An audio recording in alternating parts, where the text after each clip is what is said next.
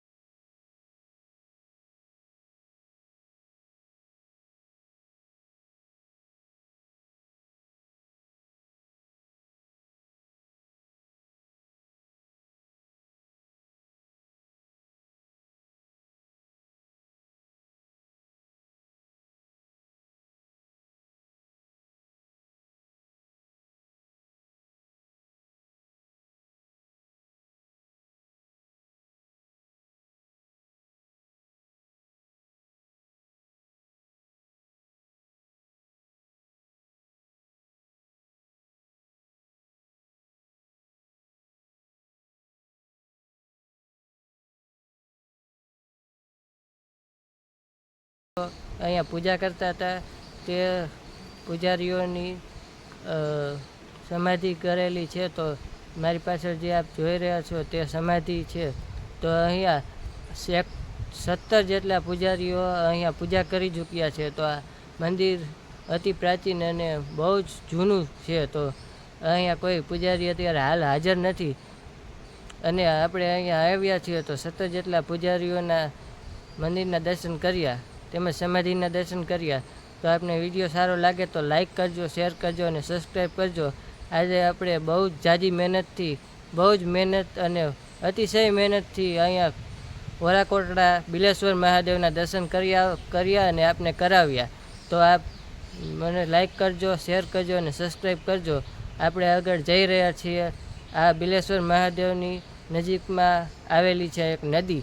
તો આપણે નદીના પણ આપણે જોઈશી અને ત્યાં પાણીનો અતિશય ધોધ વહી રહ્યો છે. તો તે પણ આપણે જોશું. તો ચાલો આપણે જોઈએ પાણીનો ધોધ. આપ જે જોઈ રહ્યા છો તે અહીંયાના મહાન પૂજારી શ્રીની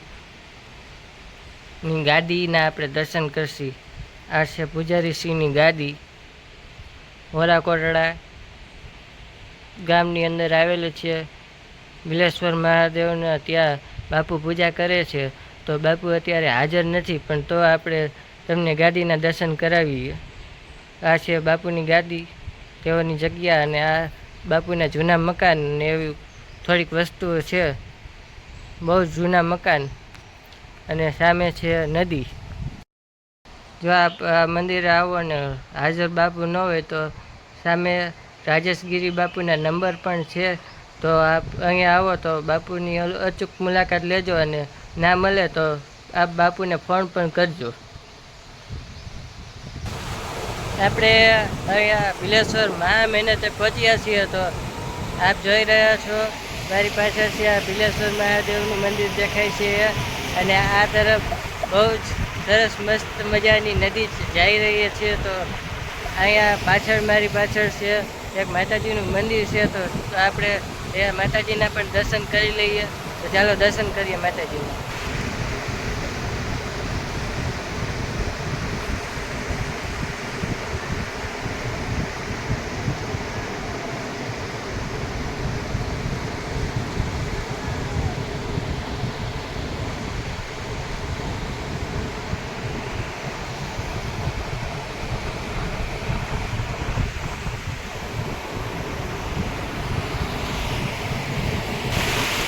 આપ જોઈ શકતા હશો તેમ મારી પાછળ છે બહુ જ ઝાઝું બિલેશ્વર નદીનું પાણી.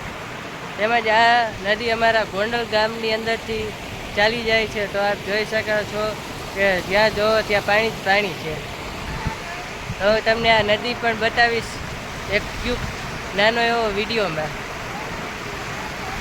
જો આ જઈ રહ્યા છે બિલેશ્વરથી આગળ.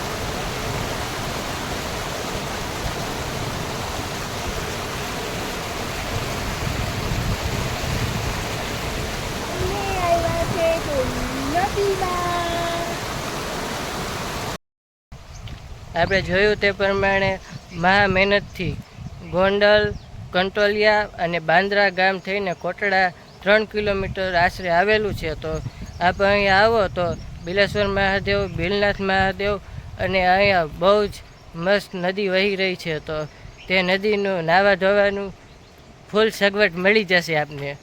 અને આપ અહીંયા આવો તો નાસ્તો પણ સાથે લાવો અને અહીંયા એક દિવસનું વનભોજન પણ થઈ શકે એવી જગ્યા છે આ.